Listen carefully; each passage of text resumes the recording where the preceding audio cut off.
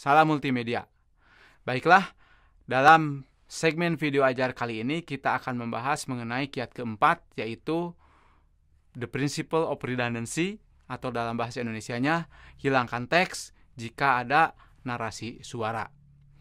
Mari kita lanjutkan dengan penjelasannya. Belajar menjadi lebih efektif dengan adanya narasi suara tanpa disertai dengan teksnya atau subtitlenya. Itu ya prinsipnya. Gini penjelasannya. Pada saat ada narasi suara, maka otak kita dengan nyaman akan mendengarkan suara tersebut, apalagi secara paralel ditampilkan gambar. Mata kita akan melihat dan keduanya akan diproses secara paralel di dalam otak kita. Nah, pada saat bersamaan ditampilkan juga teksnya, subtitlenya yang sama persis dengan yang dinarasikan, maka problem akan muncul. Kita tahu bahwa teks tertulis yang sama persis dengan narasi suara, meskipun si teks ini diproses oleh mata, tetapi tetap dalam pemrosesan selanjutnya ada yang dilakukan di dalam otak kita adalah processing verbal. Jadi processing verbal itu akan mengalami overload. Sama juga ketika yang ditampilkan adalah subtitle dan gambar, ini juga akan memperberat jalur syaraf antara mata dan pusat syaraf ya, otak. Nah, jadi ini akan menimbulkan permasalahan. Oleh karena itu, jika ada narasi atau rekaman suara, rekaman vokal dari pengajar dalam bahan ajar berupa slide atau video, maka sebaiknya teksnya, subtitlenya dihilangkan. Ada beberapa pengecualian yang kita gambarkan di sini adalah ada 4 pengecualian. Yang pertama, jika dalam narasi kita ada istilah asing, maka justru sebaliknya teks harus dituliskan.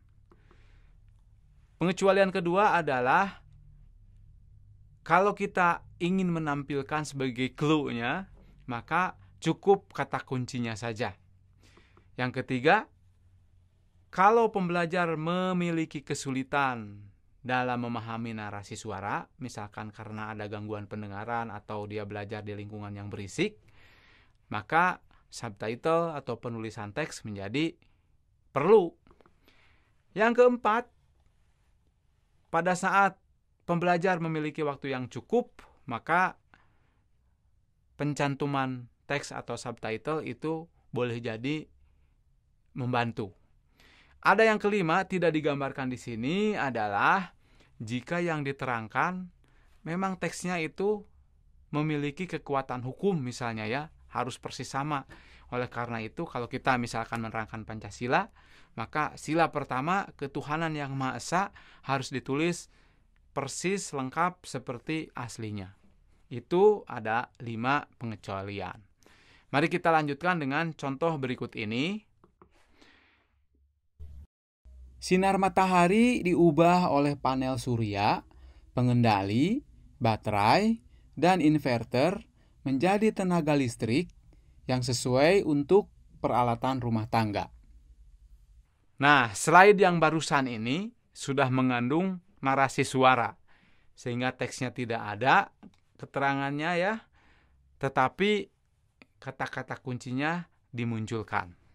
Hasil penelitian dan pengukuran para ilmuwan di seluruh dunia dari kiat 04 ini, ternyata pada saat kita menghilangkan teks jika ada narasi, maka kita mendapatkan 0,69 median effect size-nya atau dampak terukurnya. Jadi kurang lebih ada 0,69 standar deviasi antara yang menerapkan prinsip ini dengan yang tidak. Jadi ini cukup signifikan. Baiklah, kita sudah secara ringkas menjelaskan dengan beberapa contoh prinsip redundancy atau menghilangkan teks pada saat ada narasi. Semoga kita dapat menerapkan dalam slide kita sehari-hari. Tetap semangat!